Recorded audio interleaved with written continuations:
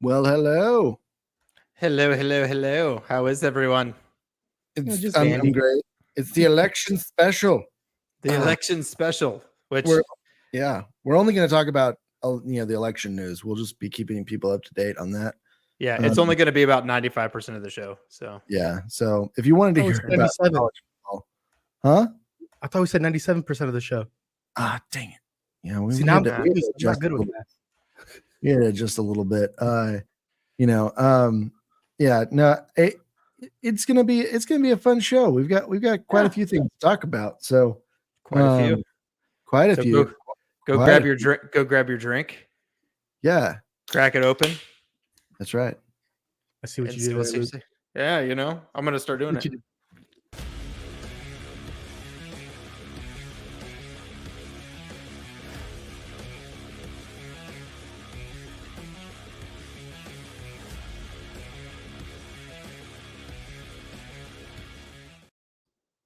Welcome back. We are back.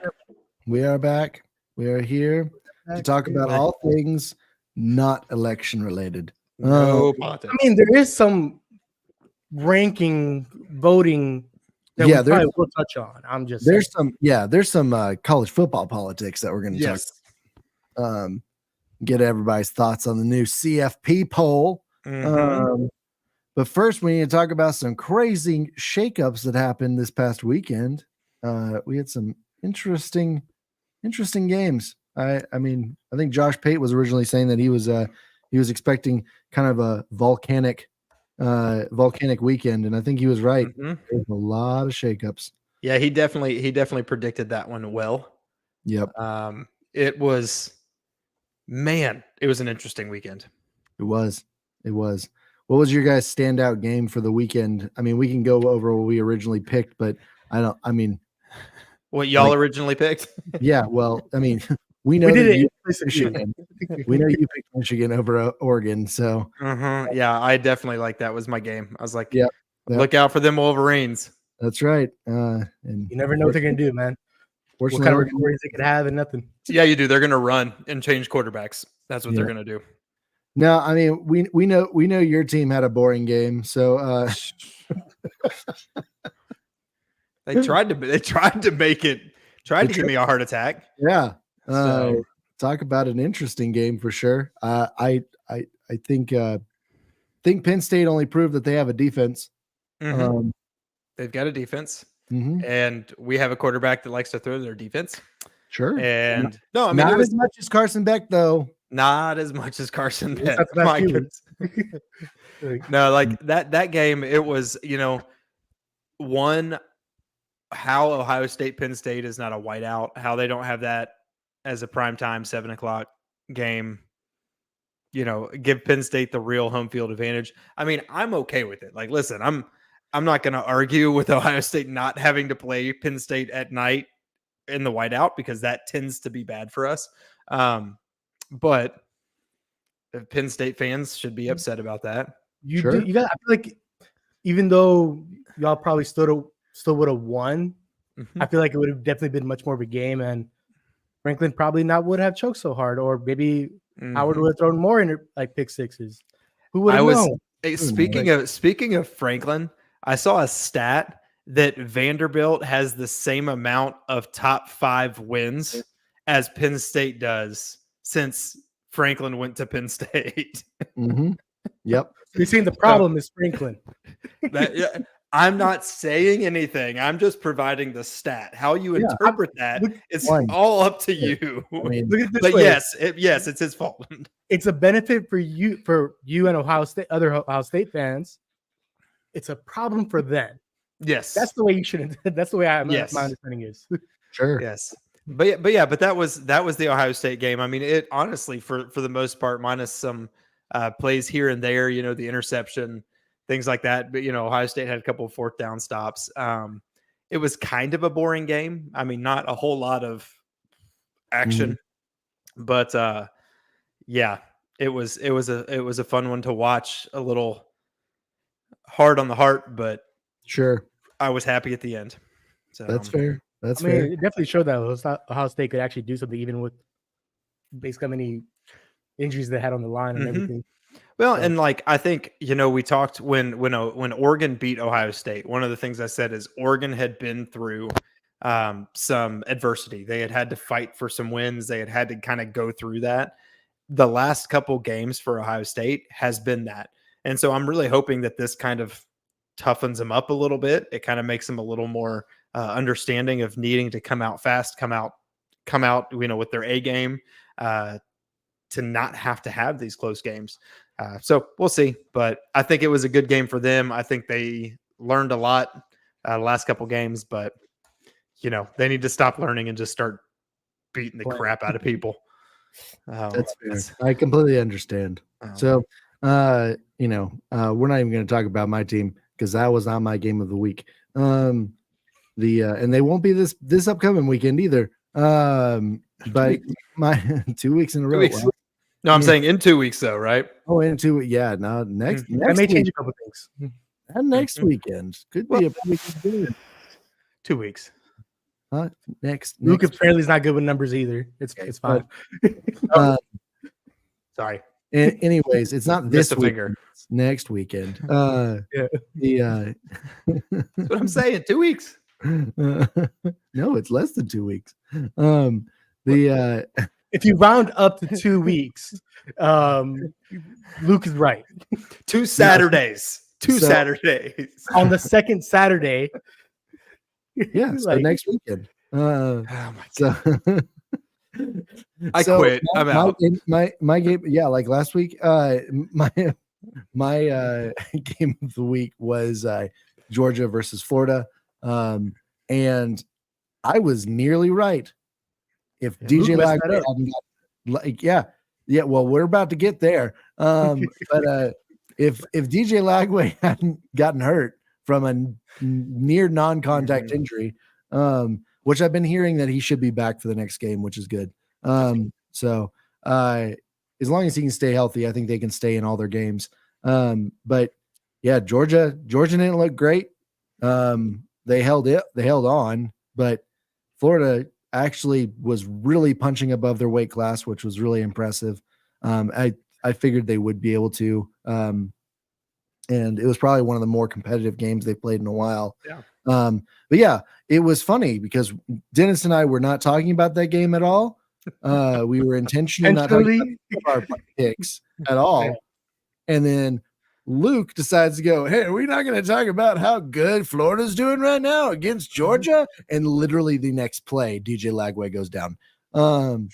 So that is why you messed up his entire game. You made him to Cam Rising for the rest of that game. Why Luke just watched the group chat during Ohio State versus Indiana. Mm-hmm. I paid respect. I'm like, I'm not going to say anything. I could have, especially at the pick 6, but I was like, I'm pretty sure they didn't play Indiana, by the way, Michael. Huh? No, I'm pretty sure they didn't play Indiana. When they play Indiana. Oh, when they play. I thought you said when they played. No. I was like, No, when they play. I mean, when they're playing Penn State, I just stayed quiet throughout the entire time. I was like, see how it goes. Yeah. Well, but you can also say that my jinx, my ability to jinx and unjinx is unrivaled. Sure. Because later on in the day. Yeah, you then tried to jinx my team. Mm-hmm. They got it in a bag. And then Tennessee. I was so worried about that entire Saturday night where I'm like, which game is Luke gonna jinx? There's like 3 games that night. I was like, these 3 teams need to win. One then being Clemson and Louisville. I was happy about that. Mm-hmm. And then I'm not sure if you're my bad, Michael. I don't know if you were done talking about your game. But then it was my game where it was Texas A&M versus South Carolina. So I literally just put in the group chat. I was like, nobody say anything. Michael respected that. Surprisingly, Luke did too for about 30 minutes before he said something about Tennessee. Yep. He had to turn his focus. Yeah. He's like, oh, yeah, Tennessee's got this in the bag. Let's not talk about South Carolina. And you know what? Hey, props to South Carolina. They took it. Yep. They really took it to Texas A&M. I was surprised, honestly, because the first half, it was really neck and neck. It was a great game still going on. Second half, it was entirely them. Like, they just ran away with it. Texas A&M just could not. I feel like they're trying to tap in a little bit to like LSU magic that they had last week, and they're like, nope, we just ran out. Yeah, no, exactly. And but those weren't the only big games where there were some crazy upsets. You alluded to one of them earlier with Louisville going into Clemson and just pantsing Clemson. I was so happy about that one. I'm not gonna lie. That one was it was very unexpected, but at the same time great. It was not one that I was watching, but I kept like flipping over and going, ooh, okay. Yeah. No, like when I texted Luke, don't say anything. Louisville, I think, was already up. I think by like 2 scores. I want to say at the time they were up by 1 score or 1 score. But I was just saying, Luke, don't say anything. I think at that time Kentucky and Tennessee were both at 0, I believe, or it was 7-0, I think. But I was just like, Luke, you already like you're good, man. Just stay quiet.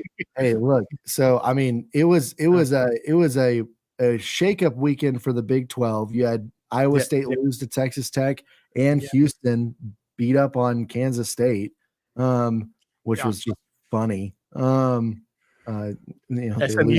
Pittsburgh, SMU. That's ACC. I mean, that's ACC, but I mean, you're saying beat up on like 48 to 25. That's SMU made Pittsburgh look, pedestrian, which was hilarious. And the score was, go ahead. No, I was just going to say the score is lying to you in the sense of it was not that close for most of the game. Well, and that's what I was going to say is like, I think most people looked at this as like an 18-20 matchup that you're going, well, I mean, it's an 18-28 matchup, but SMU's like that 20 that they're kind of being gifted 20. And then they came in and just like a good old fashioned whipping. And it was just like, oh, okay. So they might be legit. Maybe they do deserve to be there. And maybe Pittsburgh's a little overrated. Yeah. Well, it's crazy what happens when you have a really easy schedule. Let's not even start talking about how stupid the strength of resume nonsense is right now on ESPN. Yeah. Blaming this is a hard year to do strength of resume. You're like, oh yeah, you beat Alabama, but they lost to Vanderbilt. Sure. But then you've got like Miami who has beaten nobody. And they're like, hey, they got like a 30 like strength of resume, like number 3 in the nation. Like how? After you take out how many teams? Huh? After you take out how many teams? Literally. Like, I don't know if you've looked at it. It's bad. They're one of the top ones. Same with Texas. I'm like, Texas's only good win was against Michigan, and Michigan is not even the top 50. They're dropping like, yeah. So yeah, the let's just, I'm gonna pull them up real quick. For everything, because that's been one of the things that I've been incredibly surprised by, is the strength of resume stuff and it's all based on their power index. But yeah, you got Georgia, who has the number 1 strength of resume, Oregon, and then Miami, and then BYU. Okay. I'm kind of impressed BYU being up there. I'm not gonna lie. Well, and it's because everybody's like, well, they got 2 ranked wins. They're currently ranked teams. I'm like, that's not how it works. You know that, right? It has to do with it. Was the team ranked when they played them? And if they won a ranked game. And they're like, yeah, but that's not how it counts. That's not how it. I'm like, that's exactly how it. That's how it works. That's how it works. And they're like, no. The team has to stay ranked for it to be considered a ranked win. That is what I've been hearing all week from Georgia fans, from Alabama fans, from Miami fans, from BYU fans. And I'm just like, no, that's not how this works. Like, not at all. Read the rule book. Yeah. And so, it's just stupid. They're the strength of resume, again, it just is another part of the ESPN FPI that is literally just a joke. But I guess that can kind of lead us into what it's not really a joke, but it's just the first CFP poll was dropped just a couple hours ago. Yep. What are you guys' thoughts on it?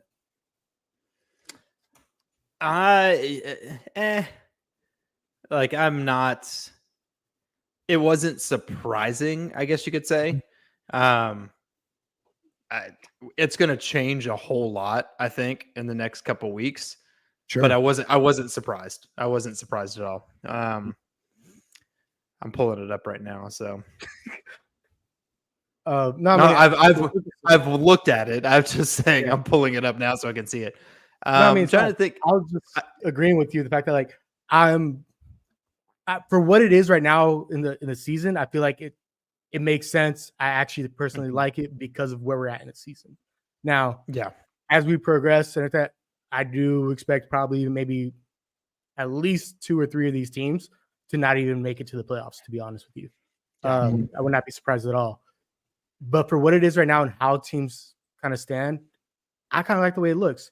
To be honest, I know there's some people I spoke to or just kind of seen on social media kind of already have something to say when it comes to Bama being number 11 or number 11, 12, depending where you're looking at. I actually liked them at 11, 12 because at the end of the day, when they played Tennessee and lost, it was a close game. Yes, they lost to Vandy, but as we got to see, Vandy is not Vandy of the past 80 years.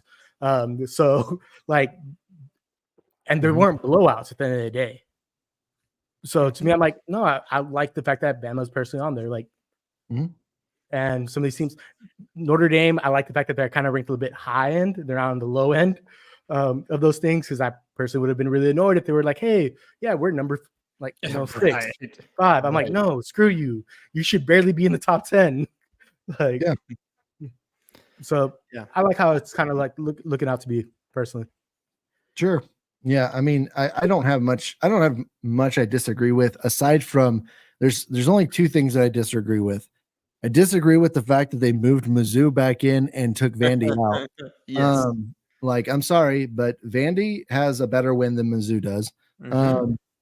A better wins than Mizzou does. And Mizzou plays anybody with a breath, they die. They just roll over. So it should tell you that they opened up as a 3-point favorite against Oklahoma. And we know how good Oklahoma is this year, guys. So they're going to win the SEC, aren't they? That's what I kept on being told by Oklahoma fans. They'll show up to SEC sooner or later. Sooner.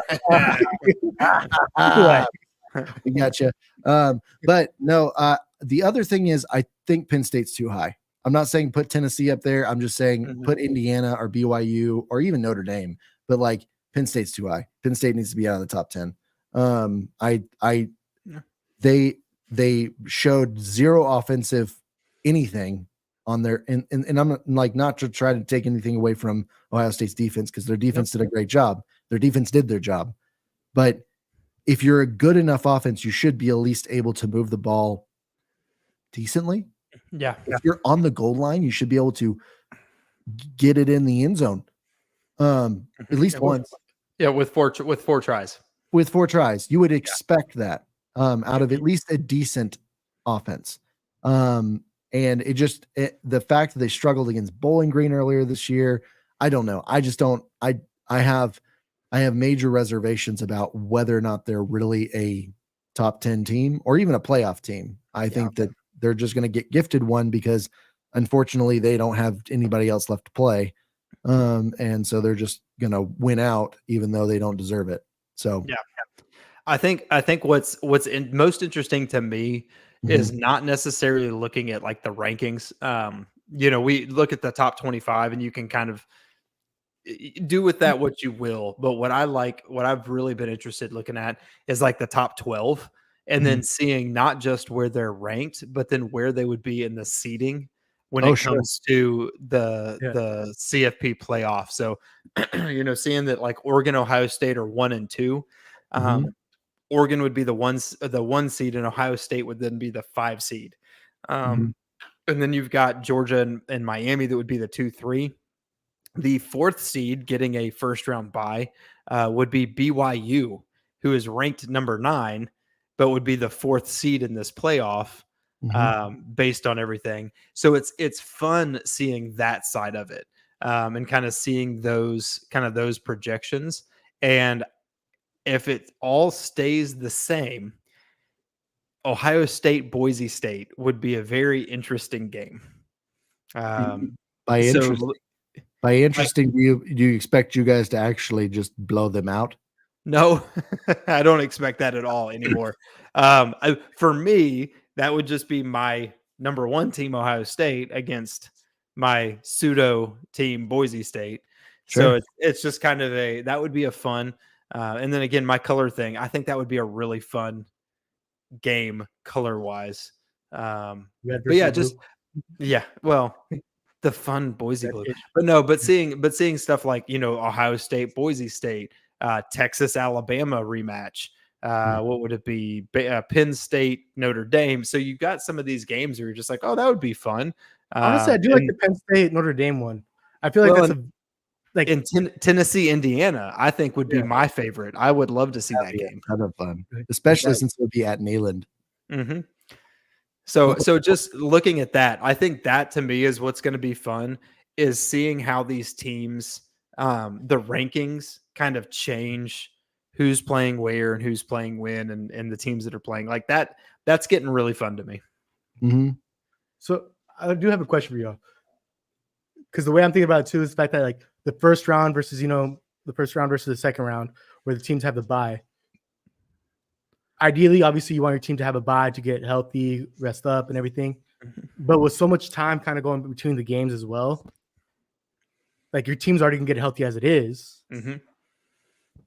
Would you have any concern for your team playing in the second round and not playing in the first round? I feel like the first round teams that are going to the second round, I feel like most of them would be a lot more dangerous than the teams that are already in this, like, get the automatic bid. I don't know. I think that's kind of like a team by team thing.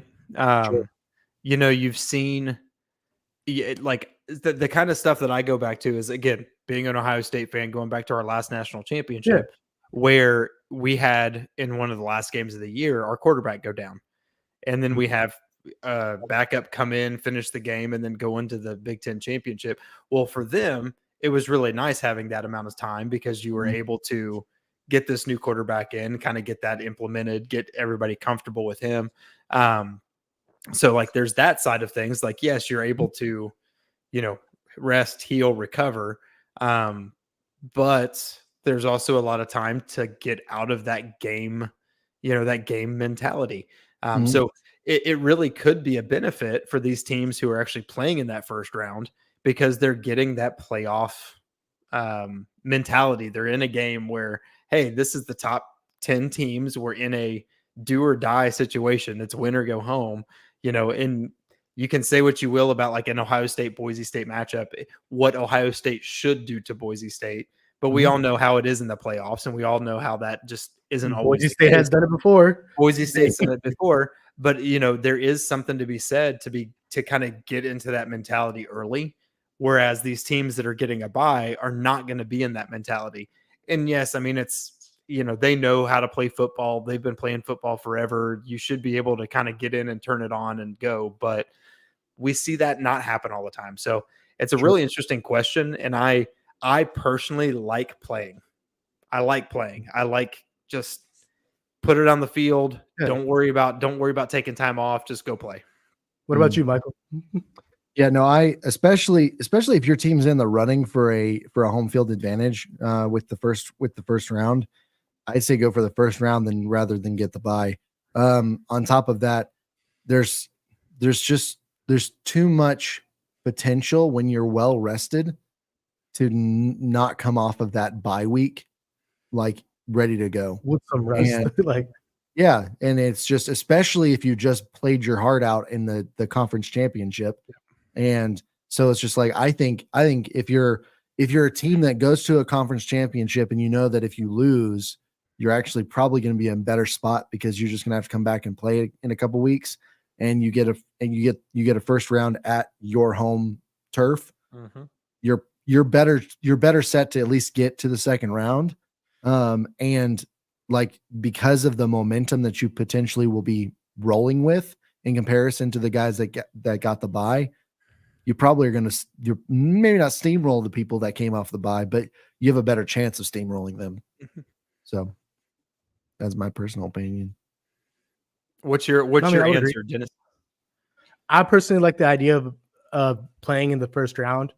Obviously, exactly how both of you guys kind of said, it depends on the team as well that you are. For example, if you're Boise State, your team predominantly is known for running and playing like just hard nose and everything. So that week to week play, especially on a running back that could have 30, 40 carries in a playoff game, I wouldn't surprise me if he has 40 carries.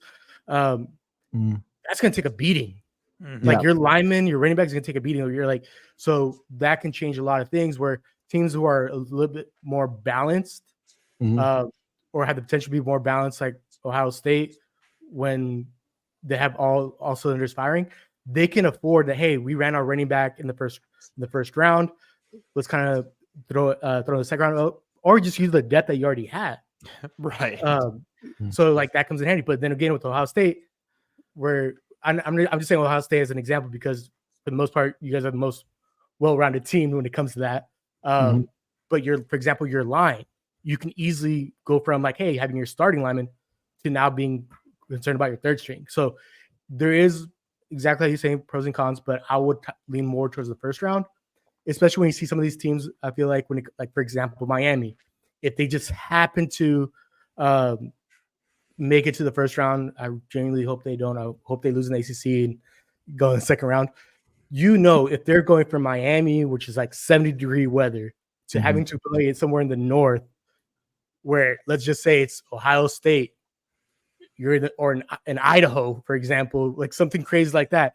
It's not going to be in December, not even 30 degrees probably. You're probably looking at like single-digit weather, and then with like wind chill and everything that, you're looking at negative. So it's like all those things. I'm like, now the true kind of not just home field advantage, but now the weather all plays a point where I'm like, I would love to see that. Sure. Like, so those are the little things. Sorry, go ahead. No, you're good. I was already finished. No, I'm just saying those are the little things that I love about college football is that it's like, basketball, like for instance, it's in a gym. It's heated and cooled. You're playing, it's the ball's the same. The ball's going to travel the same when you shoot it. Whereas football, you might either play in Miami or California or Boise, Idaho, or Ohio State or Michigan. Like, so the ball's going to travel differently when you're in 70-degree weather versus being in 15-degree weather. It's outdoors. It's going to rain. It's going to snow. There's all these like factors that just kind of make the game more fun, more interesting. So exactly. So, and I hope Miami loses. You mean when they will lose? Win. I know I picked them for my ACC championship team. So that's true. I mean, hey, that's all they have to do though, is they just have to win the ACC championship. Then you're good. Then they lose. Then you have them in the first round bye. You want them to play away so they can just kind of, shut up. I think once Miami starts to get into competition, it will be a little different. Yeah, once they have to play against a defense that knows how to just, they can actually they can just have 4 people that can actually pressure the quarterback versus having to bring 7. And probably play with a more neutral officiating crew. Yeah, that's also helpful. Yeah, because I can tell you right now, Big 12, Big 10, and SEC officiating crews aren't going to be very nice to ACC. Well, I mean, Big 10 and SEC for the most part, they suck on their own. But they do. They're not great either. But like, no, but I mean, I know what you're saying. Yeah. Anyways, well, before we head on to our Week 11 preview, where we talk about our game picks of the week, we did actually get since it is election night, we did get 2. We got a video from each candidate. They actually sent in what their plans were. They're just a quick little 10-15 second clip, but what their plans were to address college football.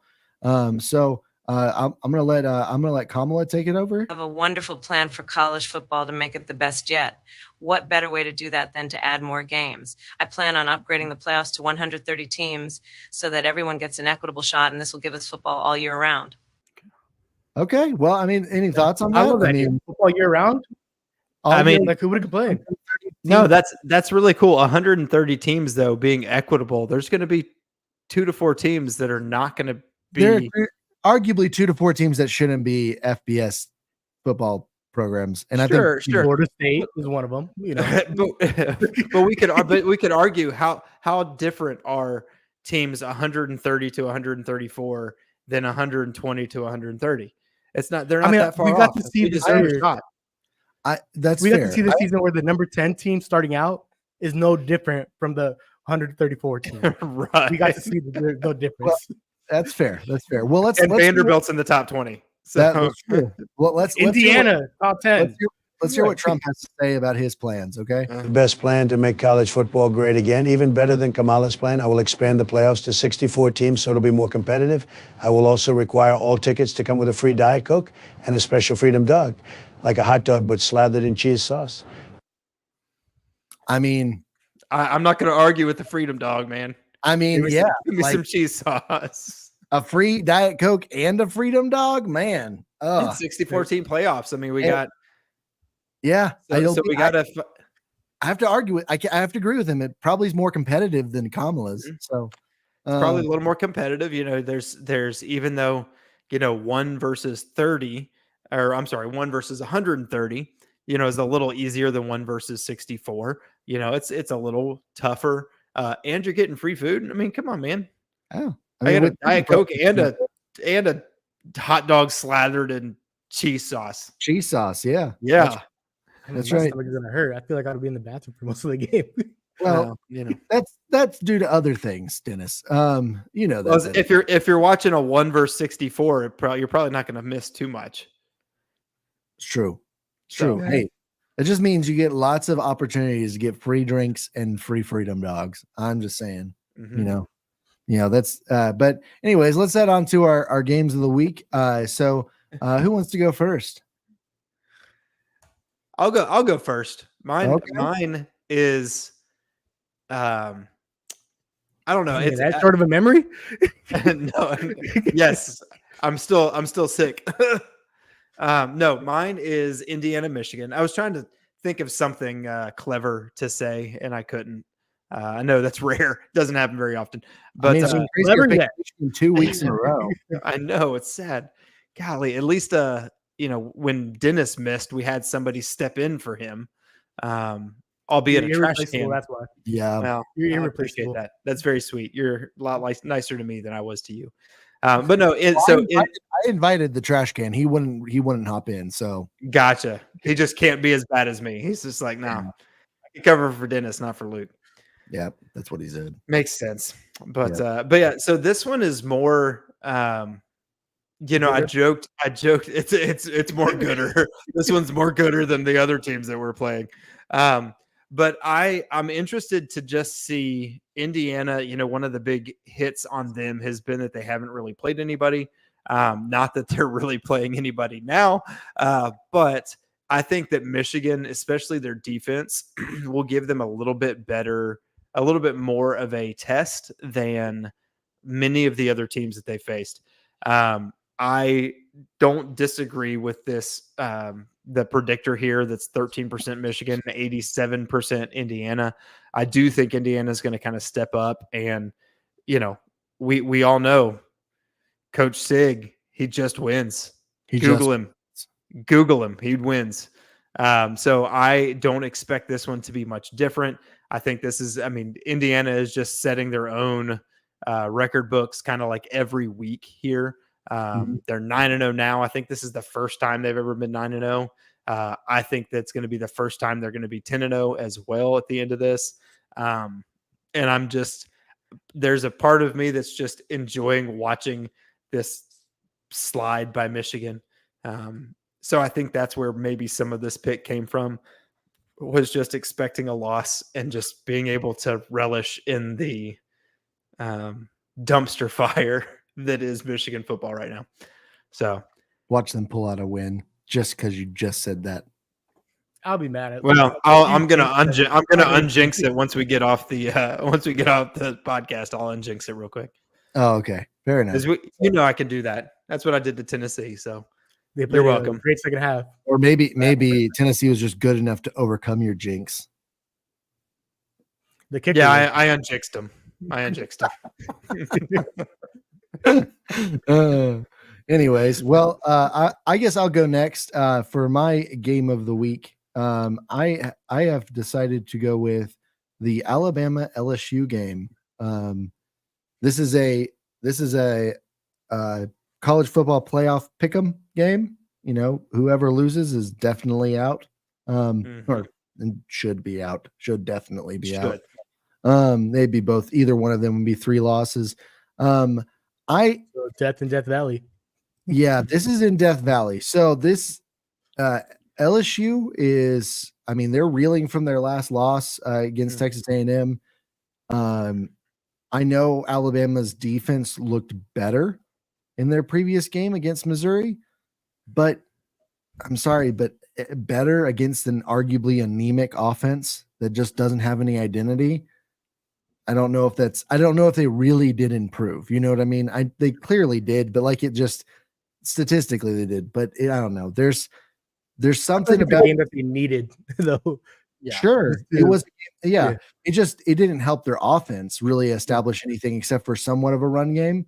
But LSU has consistently improved every single week. And when you're playing at LSU in Death Valley, you're playing at Death Valley at night. Like, I don't know.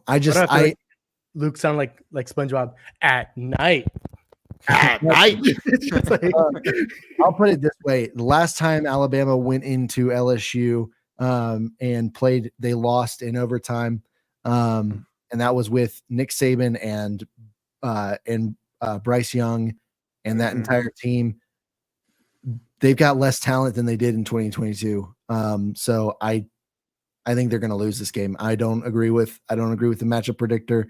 I get why they've picked Bama, but unless Bama comes out just, guns a-blazing, I don't see it. They've been just losing steam. I think that they are really high on their own supply as a arguably X dynasty at this point. And that reality hasn't set in just yet for them, that they have to rebuild their dynasty.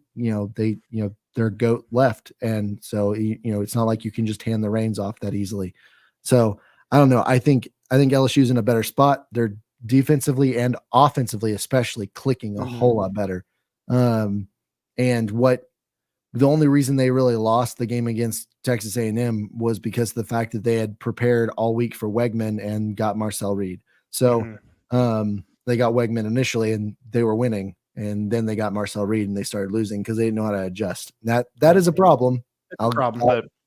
But at home, I don't know. It's hard for me to go against LSU here. I think LSU secures a playoff bid at least this weekend, and Alabama's knocked out. I would say that's probably the first time that Alabama's not made the playoffs. Yeah, it's what it feels like. I would agree with you here. I don't see Alabama coming in with guns a-blazing, and even if they did, their guns are more like super soakers, so they're not really going to be much. And the kicker to me, like you said, Death Valley night game, a bunch of drunk Cajuns, against Alabama, who, like you said, it's not the same old dynasty. This is a team that is running on fumes. They're running on some of those past accomplishments, the past, feelings of this is who we used to be. You're not quite them anymore. So I'm with you. Part of me is still going to go with Bama, mostly for the fact that I'm like, I don't know if not Texas A&M, but LSU could still be able to stop the pass and the run. I feel like it could be a very high scoring game, but the fact that Milroe has both skill sets and can do both when he's on a roll and passing, he could be pretty up there in terms of a quality player he is. And then obviously he's a great runner that can LSU basically kind of control a person that can do both those things at once. Well, it's true. The thing that's important to remember is that Milroe, even though he's claiming he's not hurt, he's probably hurt. He has not run at all in the past few games. Even against Missouri, he didn't scramble much at all. So he's had to be, even when he's playing Tennessee, he didn't run much. He's had to be more of a pocket passer, which he's not good at. He's not good at.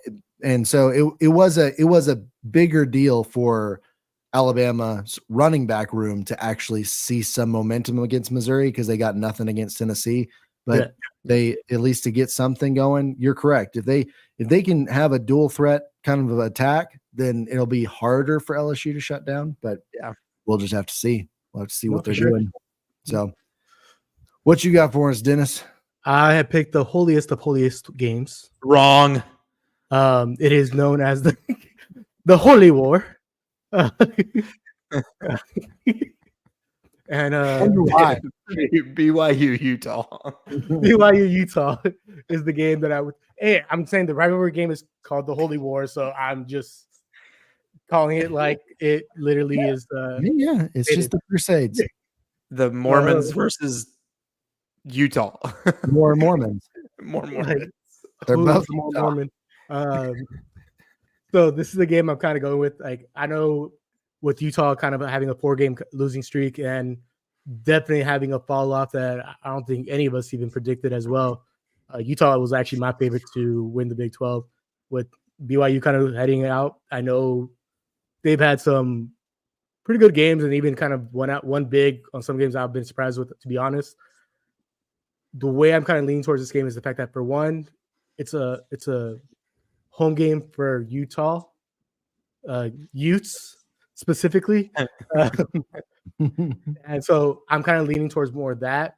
And I feel like adding to the fact that it's a rivalry game already, it's not just about the Big 12. It's just like, hey, it's the team that we need to beat regardless of how our season is going. Mm-hmm. And also kind of a fun note, Utah's quarterback is Isaac Wilson. He's a freshman. His brother is Zach Wilson, who he played for the Jets, so I can't really blame him too bad not being the best quarterback. But his brother went to BYU. Mm-hmm. So now his brother's not playing, obviously, but it's just kind of a fun fact. We're like, hey, now he's not playing anywhere.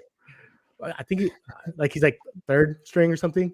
Titans can definitely help use him. Our quarterback room just is horrible. Can't get any worse. But just overall, I feel like it's just kind of these small little notes of the game. I feel like it's gonna make it kind of interesting, kind of fun. But overall, I feel like Utah should come out with the W with this game, mainly emphasizing the fact that it's a rivalry. Yes, it's now added more control because it's a conference game. BYU winning the game that they have has been kind of either a close game or a blowout game. You don't really know which team you're getting, which is a team that wins, obviously, and they're really gritty about it. Utah is the last 4, but it's all been close games. And Utah, I feel like we're known for one thing, and it's just being a gritty team. Unfortunately, when they lose close. But I feel like they're going to be able to pull this one out and kind of do an upset with BYU, and BYU kind of fall in the rankings of their shots or where they're going to rank in the college football playoff bracket and everything. So what's the over under on sister wives that are going to be in attendance? That's a great one. There's like at the Ute Stadium, you can seat like what 70,000, 60,000. I honestly thought the spread of the game, that's what it was referring to. That's fair. It's 4, so I was like, it's a legitimate shot. 4 wives. That would they're under, like, they're about, players are anywhere from like 17 to 28 if you include Cam Rising. But and when he gets another year of eligibility, that's going to be 30. So it's there. But now I'm going Utah. I don't know how you guys feel about this game. I know it's probably a game that you guys didn't probably look at, but I'm going with Utah on this one. Okay, fair enough. I got BYU, but I mean, unless the pig farmer's walking through the door, I am not. I think he transferred to BYU, or no, you went to Utah State. Never mind. I think Utah the State. other Utah school. Yeah. The thing that's interesting about this game is it really could be one of those where BYU is kind of overlooking Utah because of all the trouble that Utah's had. I mean, they've lost their offensive coordinator. They're down there. Cam Rising is stepping into the coordinator. Who else knows the offense better than him? That's fair. I think that's a great move for him. And then they can pay him money way more than Probably a lot less. Well, maybe. I don't know. Maybe. But at least he's not going to be eating their NIL budget alive every year.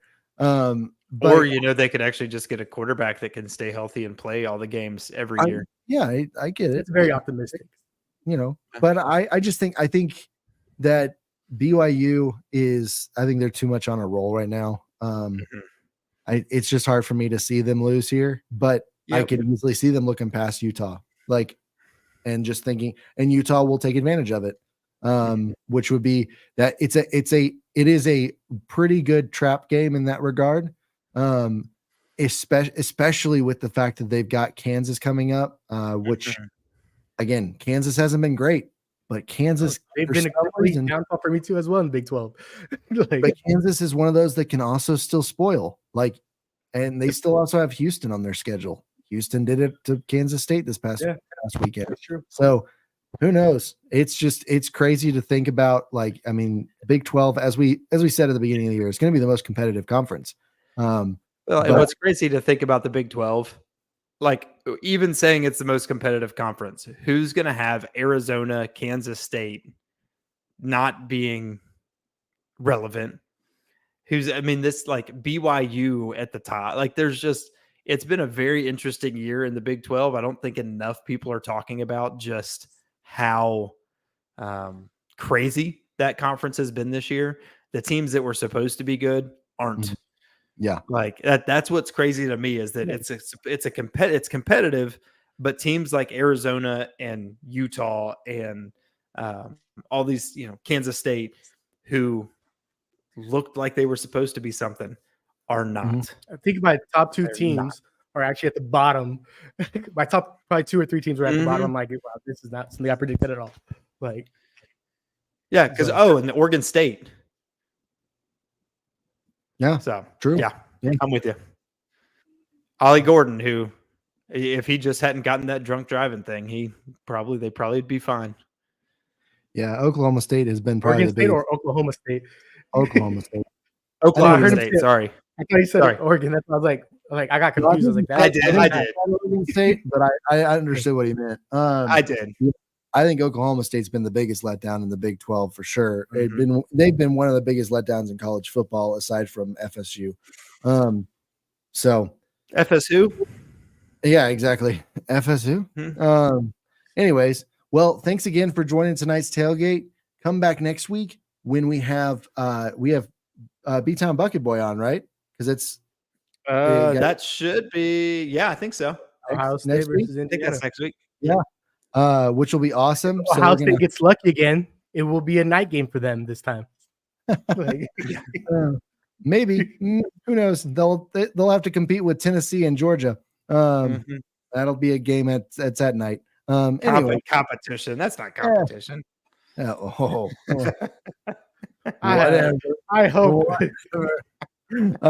Well, anyways, thanks again for joining tonight's tailgate. Come back next week, grab a drink, and join the conversation.